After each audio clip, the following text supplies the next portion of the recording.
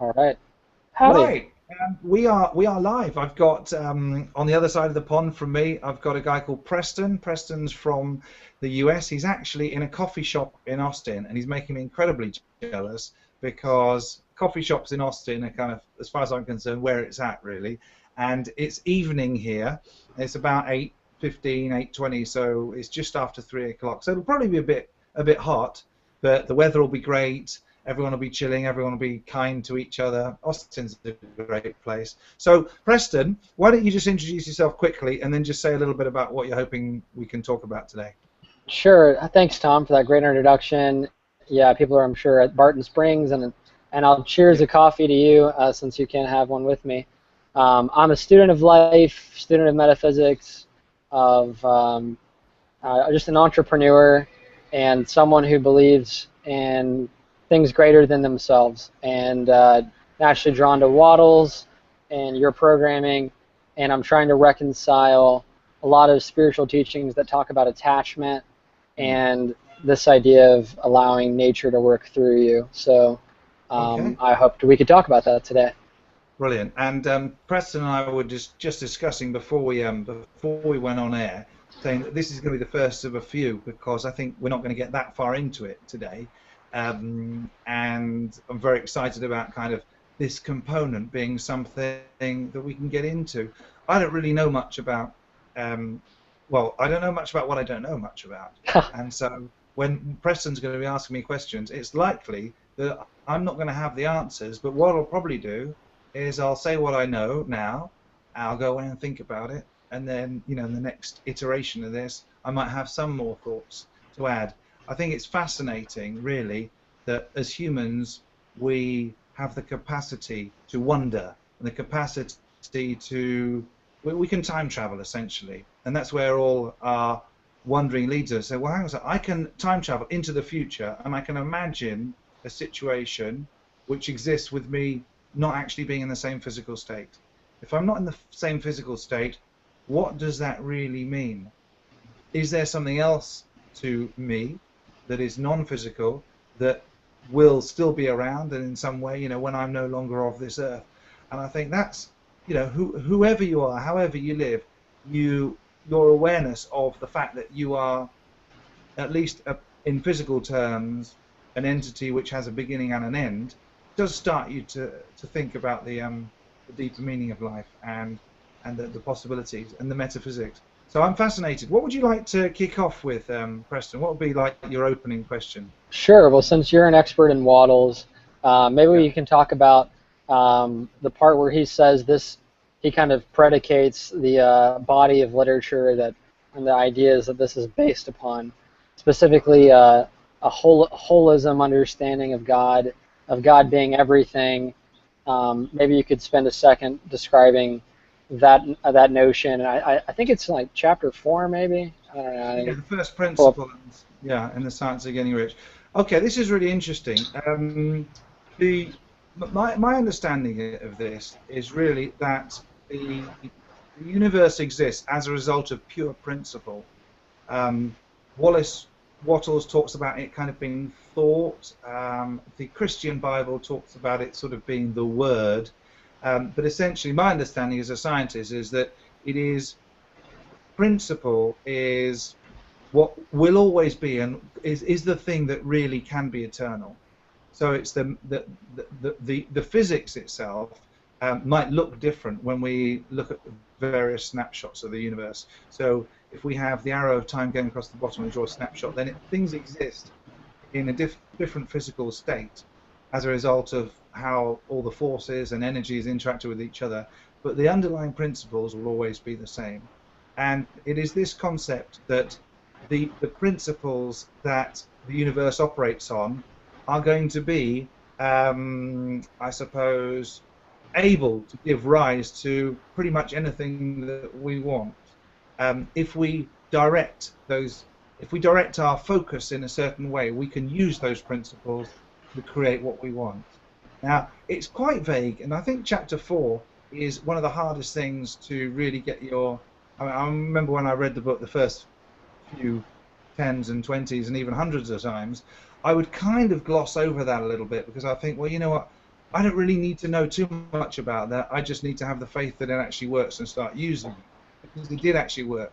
But as it works better and better, and as you start creating things in your life, and as you start believing in things and visualizing them and following the principles, you start realizing they work. Then you get more and more attracted to finding out why they work and what it is about them that causes them to work. So I suppose my way of explaining this was, from the physics perspective, is the thing that can exist, that can be eternal, is the principles of physics, kind of the laws, if you like, of gravity, the interaction of space and matter and time and energy. And in these things will always be the same, and they will always be universal. The entire universe will exist. You can't have the principle of gravity only existing in a certain place and not existing in another place. You can't have the laws of electromagnetism working in one way in one place and a different way in another place. So that's the idea, that the fact that the universe exists in pure principle. I think this idea of it being thought is really just saying, well, hang on a sec, what is it that we all have got that we share in common with all other humans and in common with the at the level of metaphysics is kind of like this intelligence, this ability to conceive of principles, the ability to see principles. Well, Wattles is saying, look, if we have got an intelligence, this ability to perceive these principles, that it's impossible, he says, it's inconceivable is actually the word he uses, inconceivable, but for there to be intelligence as two different orders. So he's saying the same intelligence that created these principles, in other words, the universe itself, is the same intelligence that can detect these principles, in other words, what we've got. So that's, I mean, if you were a mathematician, you would look at the rigor of that argument and you'd say, well, I'm not sure it totally holds, that it's inconceivable. It's possible that there could be two different types of intelligence, an intelligence which humans have and an intelligence which the universe has. But Wattles is saying that it seems inconceivable for there to be a difference between God and humans on the metaphysical realm, and therefore he's saying that we all exist, we're all connected, we all have the ability to literally create what we want by using these metaphysical powers of awareness. And it's like, well, at the end of the day, you could say, yeah, I'm not sure I really get that. And I say, fine, it doesn't matter whether you get it or not. Can you get it to the extent where you can actually use it and try it? Like if I said to someone, I said, look, I don't know how this works exactly, but it appears to cure cancer. You've got cancer, do you want to try it? And they say, well, no, I need to know how it works before I'm going to try it. I said, okay, well, I might not be able to explain to you exactly how it works. Are you still going to try it? So most people would probably say, you know what, I might give it a go. And so when it comes to the science of things, and why it's called the science of getting rich, the ultimate test of something is give it a go. Give it a go, see what happens. Sure. This is the thing. So it's almost like, it's the opposite of what people might expect. People might expect to have something proven beyond all reasonable doubt before they embark upon it. Deontologically, sure. Yeah, exactly. But the only thing you can prove beyond all reasonable doubt, really, is something which you define. Like mathematics, you can prove because you define it.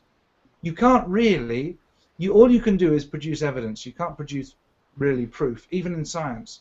And the whole point of science, really, is to say, so far, this seems to work. We don't actually know, well, we don't even know how it works. We certainly don't know why it works. We have conjectures as a theory that might work, and ultimately, you know, Hinduism approaches it from one way, physics approaches it from another way, Christianity from another. None of them necessarily are any more valuable than any other, but because we are all different, some will resonate more with us than other ways. And the fact that it resonates with you is a connection between you at the metaphysical level and pure principle. So when you're trusting your intuition, you're listening, you're looking for that resonance, you say, this way of explaining the world intellectually makes sense with me, resonates with my way of understanding the world emotionally, intuitively. So therefore, that's going to be the sort of set of beliefs that I adhere to. But actually, as I keep saying, that helpful is more important than paradigm than true, for me. Some other people will say, well, you know what? Truth is more important to me than whether it's helpful or not. And I say, great, that's more important to you, so it's helpful for you to believe that, for you. So ultimately, I guess that's a bit of a long answer, but really, what Wattles is really saying, the acid test of something is if it works for you. And he does say that you need to believe that it's going to work before you actually try it. And that's kind of where a lot of people get hung up. They won't embark on the journey until they know every traffic light is going to be green. Is I that think, something? Yeah, go on. No, I was going to say, so I'm reading in the preface on page 3, and I'll quote it. The monistic theory of the universe, the theory that one is all and that all is one, that one substance manifests itself as the seeming many elements of the material world, is of Hindu origin and has been gradually winning its way into the thought of the Western world for 200 years. It is the foundation of all Oriental philosophies and those of Descartes, Spinoza, Leibniz, Hegel, Emerson. The reader who would dig to the philosophical foundations of this is advised to read Hegel and Emerson for himself. So, for me, being a student of metaphysics, I was interested to read more about, all right, well, what predated this monistic theory, and it was dualism. And dualism, obviously, the Bhagavad Gita is written in a non-tantric, dualistic paradigm, and dualism has problems. Like if something's God and something's not God, well, how do we know what is God? Whereas I think a monistic paradigm it just seems to be true. Formless substance is intelligent. Let's draw. Yes, to summarize what you said and to build, synthesize, you talked about deontological and empirical and inductive reasoning. Yeah. So to use some empiric, I like you think, all right, well, let's look at Rumi. Rumi said, you are truth from foot to brow, and that's all you need to know, pretty much. Yeah. So if something works, if it's empirically true, well, then it does work at least on one plane. If it happens to be deontologically true and empirically true, well, then it might have found a higher truth. So my thinking is, let's look at some science. In embryo, humans and tadpoles share the same embryonic shape. Yet we grow into be radically different beings. But yet we have reptilian brains. We have the RAS, as you've said. Yeah. What is it about humans that makes us so much different from other mammals? Maybe it's our ability, like you said earlier in our preview, to imagine, to wonder. Maybe it's our ability to have that divine self-awareness, to know oneself. That separates us from other primates. Then to create, to have a creative cookie cutter blueprint where we can imagine something in our mind that may not physically exist. That we could be God Himself expressed in the many would be a fractal, a mathematical pattern. Yes, exactly. Right. So taking it further from and extending it to the most extreme, everything's then a fractal of one ultimate shape. From my understanding of the context under which Wattles is talking about the predication for his text and contemporary Hinduistic thinking, which would be, at the time he was writing it, non-dual, meaning God is everything, Tantra. Yes. So, and specifically like Kashmir Shaivism. And my questions had to do more with, okay, so Wattles writes this text and the context of its time, and there's so much wisdom in there. In a lot of circumstances you could change details, maybe the names of corporations for some people, and it would still, the corporatocracy, the income distribution, certain things haven't changed. If anything, they've gotten worse in some respects. My thinking is, a lot of spiritual texts talk about attachment being, Buddhism, for instance, talks about attachment as single-handedly being the source of suffering. Yeah. Even dualistic Hinduism talks about that. Non-dual Tantra a little talks about 3 things to avoid: lust, greed, and anger. Uh-huh. And so then you read Waddles with that context. And for me, as a layperson might read it and say it's okay to want things, even if they don't necessarily give greater life to all, but if they just give greater life to me. And it might be feel validated in reading that text that way. And I'm wondering, Hmm. is that a problem, or is the ultimate path to read it with what I should want is non-attachment to and use Waddles and nature as a manifestation of the everything as a channel to give greater life to all, and not be attached to it, not have desire Yeah. insofar as Yeah. it's recursive or even self-reflective, but it's a giving kind of a desire, a compassion we might call. Um, Yeah. that's my Okay. major question. Yeah, I think you're right. I mean, what I would say is that there is a difference between attachment and things. Hmm. Things are perfectly okay. It's attachment. Got It's it. not the things that are. So that's my. If I was looking for a soundbite, I would say, look, if you are going to have a car because you want to travel and you want to meet people and you want to travel in comfort, you are a human being that has tremendous metaphysical powers. If you can set things up so you can travel in comfort in a way which brings more life to all as a result of what you've done and less to none, then the actual thing itself, there's nothing wrong with a car. A car is a well organized collection of atoms and energy, right? It's been deliberately organized like that with quite a significant amount of metaphysical human ingenuity behind it. There's nothing wrong with that.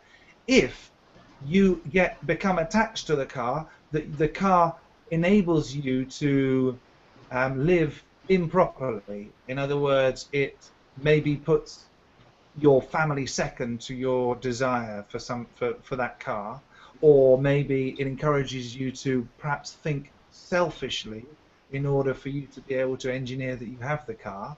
It's that attachment to the car that's going to cause the problem. Hmm. So what I would say is, in terms of awareness, is that if you are genuinely in this if you are genuinely going to have something because you are going to use it because it will help you and it will help you bring more life to all and less to none, then it's absolutely okay. And the good test for this is, if you were on a desert island and you were the only person in the world, would you still, and no one else was going to know about it at all, would you still want that thing? Would that thing still be a desirable part of your plan? And if, for example, for me, acid test would be a piano, right? I would still have a piano on a desert island because I love playing the piano. I'm not trying to do it to show off. I'm not trying to do it to impress anybody. I'm not seeking judgment from any other fellow humans. Say, isn't he good or fantastic? I'm doing it because I love it. I would still want a piano because I'm using it. Would I still have a car? Well, if I didn't need to travel, I wouldn't have a car. I wouldn't have a car just because it's cool. So that's for me. So for example, I do try to tend not to get attached to any material things. I mean, I had some really expensive headphones actually that I left. I went to see a band in London with a friend, and on the way home I realised I didn't have them with me. Oh man. And these were like, they were a lot. I'm not going to say how much because my wife, Were they she'll. Bang Olufsen? They were Klipsch, I think is Okay. mate. I think they're German, but they were super light, but incredibly powerful sound. They're like, $250, $300 or something. So they're not ludicrously expensive headphones, but not the sort of headphones that you want to lose. But you know Sure. what? I was thinking, and there would have been a time where I'd be really annoyed about that. But actually, I still wanted to have those headphones because I want to use them to enjoy music. I deserve to be able to enjoy music, right? Music is something that brings greater life to all, so I deserve to have those, but I didn't get annoyed. I'd rather have not lost them, but I thought, well, you know what? I can just get another pair of headphones. I'm grateful for the fact that I can get. Now I decided not to replace them with the same pair. I decided to get a Klipsch pair, but considerably cheaper, because I thought, well, you know what? Um, I've had great headphones. It made a bit of a difference, but 40 $50 for a pair of headphones is probably fine.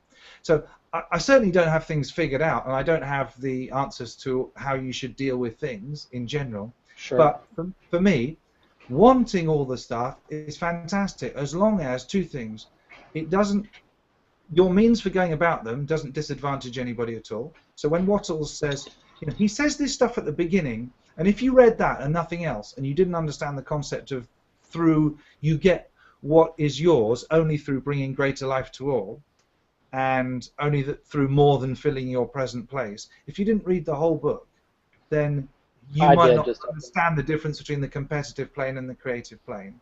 And so it might be easy to sort of take chapter 4 out of context, or even chapter 1 where he talks about your right to be rich. You might take that sort of a little bit out of context, because what he's saying with that is, look, is it possible for you, Preston? Here's a question. All right, I'm going to ask this to you.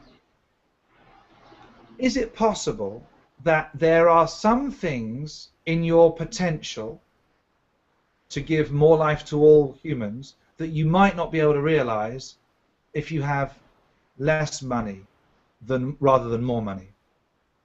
Absolutely, sure. Okay, so that's the question. So the question that I would ask you then is, or ask anybody, is, do you believe it's your duty to realize your full potential as a human? I've had to come to terms with that. Yeah, I do. Yeah.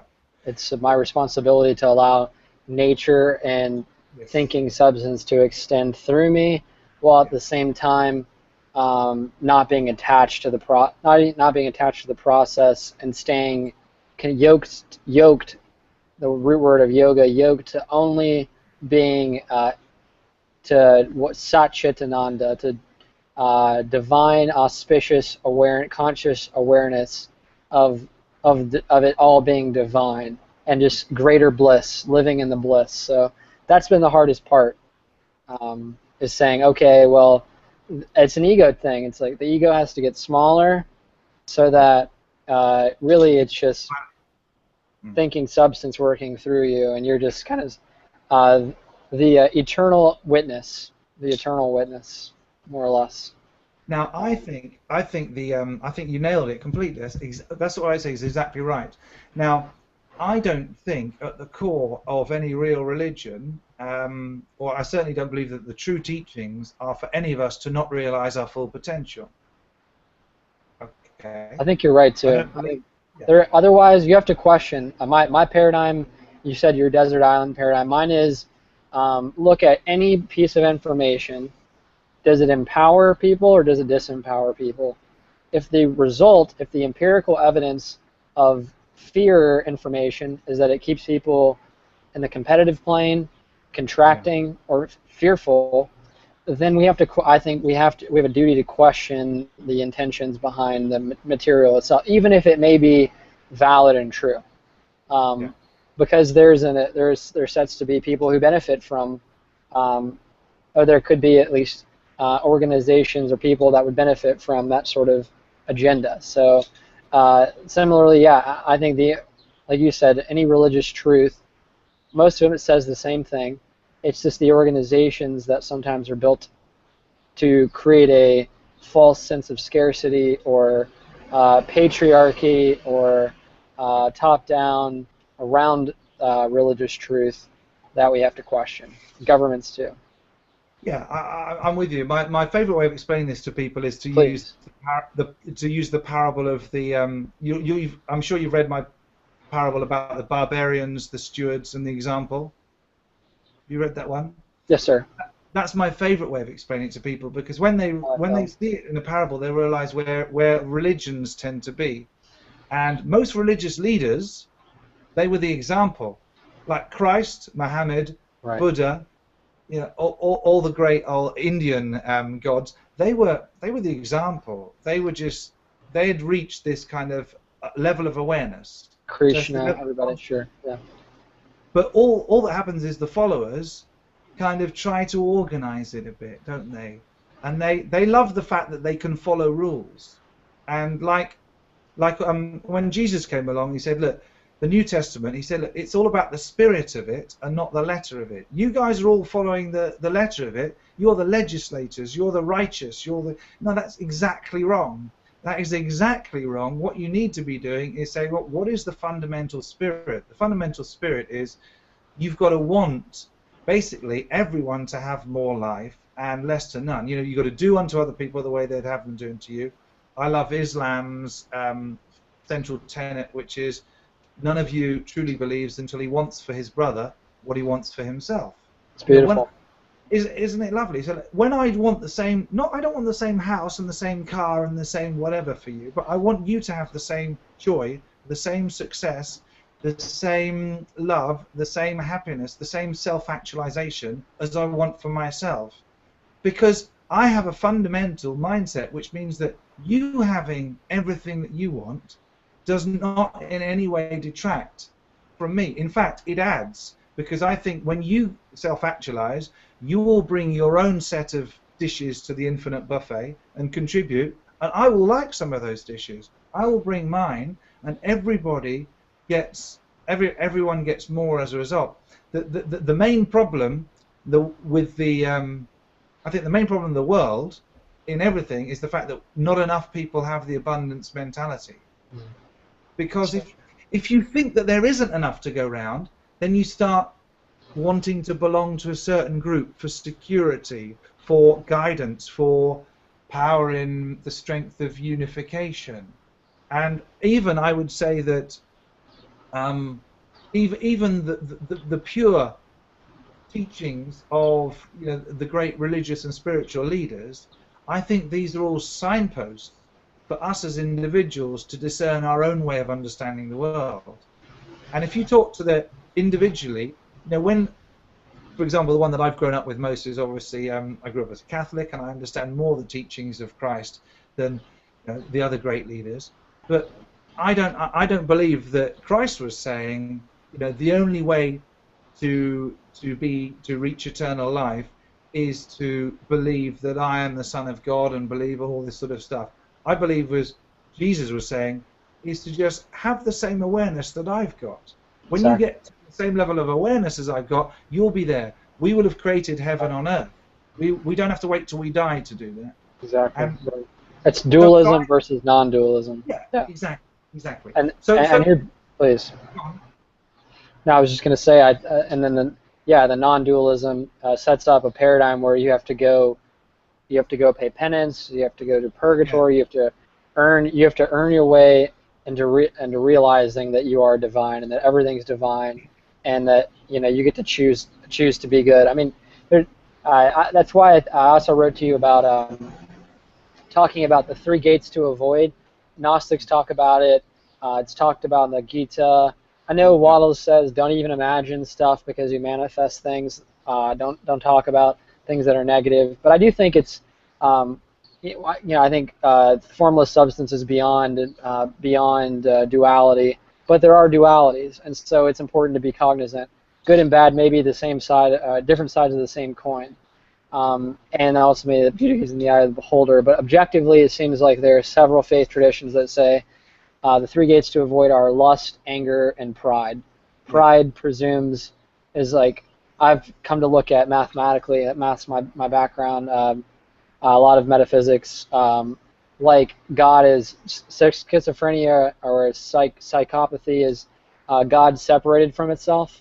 It's all divine, right? So pride is like the first step. Yes. And so that seems to me reasonable. Now it's all scarcity mentality. It's this idea that that the cycle of death I actually might die. And it's like the conflation of the soul and the eternal with the physical and the temporal. Yeah.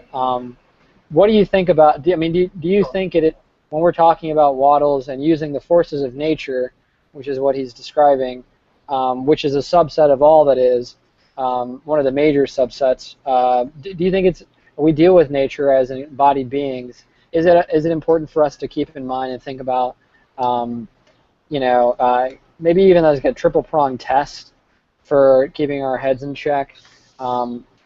Is this based in pride, anger, or lust, or am I operating on a higher creative plane? I mean, is it valuable to use that duality as a kind of a scale of justice sort of thing?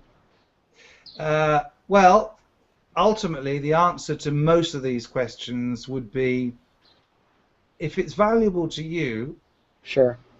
use it.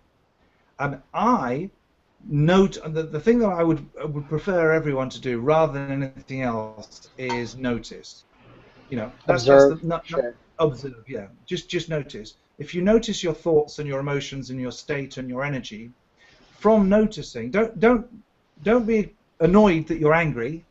Notice when you're angry and say, okay, that's interesting. And in noticing it, you can separate yourself from it. So if you've got this duality and say, well, is it important to try and consider whether things are coming from greed or from maybe pride? Well, if noticing the greed or the anger or the pride helps you to separate yourself from it, then absolutely. I just always go to, okay, hang on a sec. Now, is this emotion, thought, energy, is this helpful?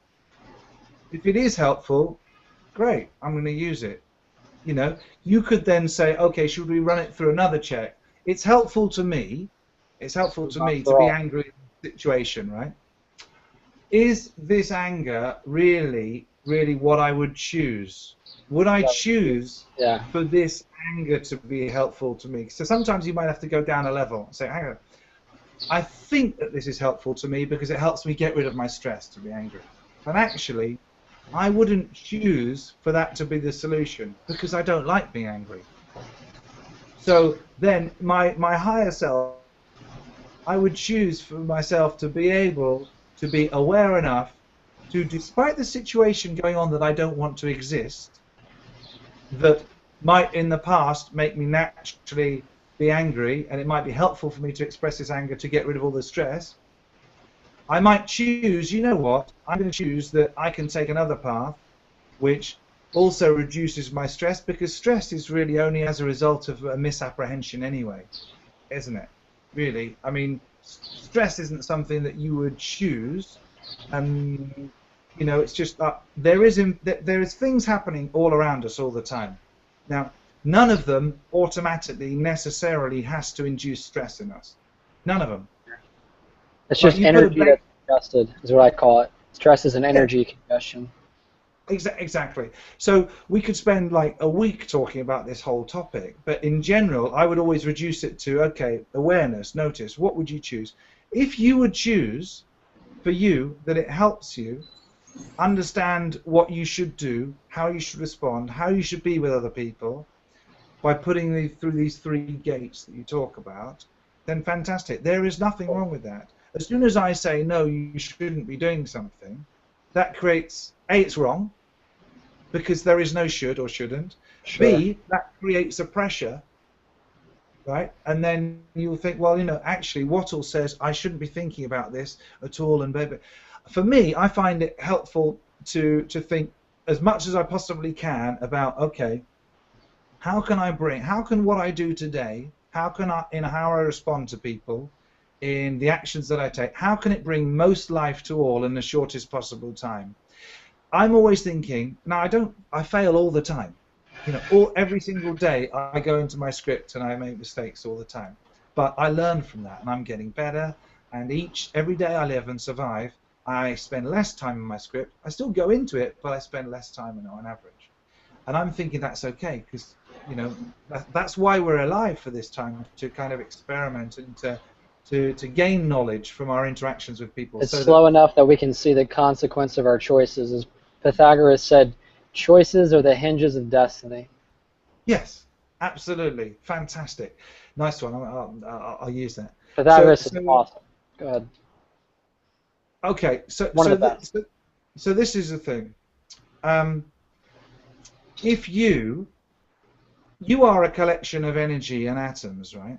Basically, it's all energy, some of it in motion and some of it it's all in substance. I mean, this is the thing, when Wattles is talking, he's talking about, his culmination of his life was sort of around about 1908, 1910 when he wrote these books. And he's talking about the exact understanding that we have of the subatomic particles. Now, 1920s, yeah, and beyond, sure. that's right, but he's talking about this. So But already the fact that literally, and string theorists haven't quite come up with it, but they actually think that all particles are different manifestations of the same original sort of energy. So they haven't proved it yet, but even if we don't go to string theory, we just talk about, these quarks, the basic building blocks, and every single atom is just a different reorganization of these basic things, these It's basic just energies. one toroidal expansion, just Yeah, toroidal fields. exactly. So It's a you big are a lattice collection. of lattice of toroids, toroidal fields, just expanding Yeah, at different yeah, levels. exactly. So So cool. you are a collection of this kind of energy. That's what you are. And and as a result, the universe has invested over a long period of time, through many iterations, a lot of energy, a lot of time, a lot of metaphysical thought to actually create that entity that is you. So my question to you is, the purpose for this investment by the universe is for this investment, this organization of energy, which took a lot of work over a long time, to then create something magical. So your life, your 80, 100, 150, whatever, how many years you're around, is an opportunity to continue the journey of bringing, a better life supporting environment for everybody, more joy, more fun, more peace, more ideas, more humanity. And that's kind of the question about, look, if making money is going to help you do that, then money cannot be a bad thing, because it'll help you express yourself fully. In the same way as, I genuinely don't think, now, if being attached to money is exactly wrong, but being attached to what money can do for you in realizing your full potential is perfect. There's nothing wrong with that, I think. Now, you could make a decision that your entirety of your goal was just to reach full awareness, and you didn't need to do anything at all. But I disagree with that. This is where my own fundamental belief comes in. I think that your goal is not just for yourself to reach awareness. It is, but it's not just that. I believe you have a duality of missions. I think that you've got a bigger role. You reach that awareness, but also maybe a higher level of that awareness is that, whoa, I can do some cool shit. I can bring greater life to all. I can bring some people along with me on this journey by being the example, by actually just, as I was talking in one of the chats, why WhatsApp I think is worth having a look at is because it's that personal, asynchronous, but sort of group energy. It's really working. Some of the stuff we get in there is just like crazy. But I was talking today, and I was saying, maybe the fundamental thing that we all need to do is this is, to get eternal life is just consciousness. It's just awareness, and we have everlasting life by realizing that we are part of this united body. When we get that awareness, but it's almost like, okay, if everlasting life is everlasting, it exists outside of time, so it starts now. In other words, it's always been there. But Exactly. the fact that it manifests itself as you in this environment now doesn't mean that you aren't part of everything that has existed before and everything in the future. But we're not just going to sit on a mountain and just go, yeah, fantastic, this is awesome. We've we've almost got to use this investment. We've got to return on investment. We've got to do some stuff. A And I think rising this, tide lifts all boats, and yeah, I think to synthesize, and I know you got to run in a second, but if we put an artificial limit, and a vehicle might be a governor on how fast the engine can run, yeah, by saying, oh, I've reached this point of awareness, and now that's my purpose. When we've held back the whole, because we're not allowed a manifestation of Prakriti or nature to continue to manifest and spill over. And then secondly, because everything is connected, that self-limiting upper limitation boundary energy affects the whole. I think maybe the Pythagoras talks about involution and evolution. It's a premise of Tantra. Um, Once you spiral down into work through the master numbers into 10, you start working through 11 and 22 and 33, you realize that your purpose after conquering self is to serve others and serve humanity. And it's yeah, like the second yeah. side. And so, yeah, I mean, I think you're right. I think it's, but you can't. It's tough to give if you don't feel full, and it's tough to be focused on the whole if you don't feel yoked to being an observer and you're attached to the present. So anyway, Let's last thing, because we got to go. We'll just call this I'll call this part one. But the last thing is of this first bit is that a lot of people misunderstand. Money is a result. Right? Money is a result of giving value. Value creation, sure. Yeah, exactly. So let's think about it the right way around. It says, if you give enough value to enough people, the result you will get will be money. Now, if you get money as a result, you can put that back into the machine and enable you to grow and give. So basically, money is just a kind of a store of energy. That's all it is. It's a record for energy that was observed as value in other people. But all it is, it's kind of like the same thing that will it feeds the machine of more life to all. You give certain value, you get money. You plow it into your awareness rising, giving more value. And so I think money is not only absolutely essential, it's a really, really efficient metaphysical design for us to be able to communicate value to each other. I like that. I'll think about that. Yeah, I think that's a great concept, and this is a great chat. And so blessed and grateful to be here and share this past hour with you. Thank you so much, Tom. Just keep doing what you're doing, buddy. We'll go for part 2 in a week or so. Just send me some times when you're available. All right? I can't wait. Yeah, cheers. Have a great time. See you in Austin. Thank you. All right. Bye-bye.